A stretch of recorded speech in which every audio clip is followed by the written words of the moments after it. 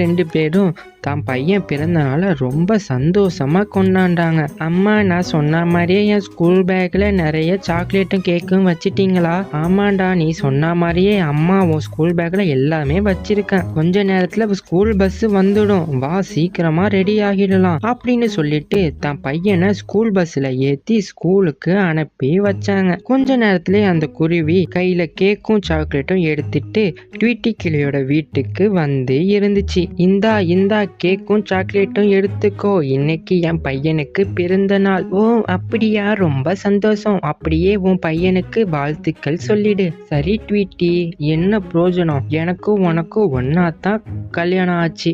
ஆனா என்னோட பையன் ஸ்கூல் போக ஆரம்பிச்சிட்டான். ஆனா உன்னோட வீட்டுல இன்னும் எந்த குழந்தைகளும் காணல. அப்படி சொன்ன அந்த குருவி அந்த சாக்லேட்டை ட்வீட்டி கிளிட்ட கொடுத்துட்டு அங்கேருந்து பறந்து போச்சு. அந்த குருவியோட வார்த்தை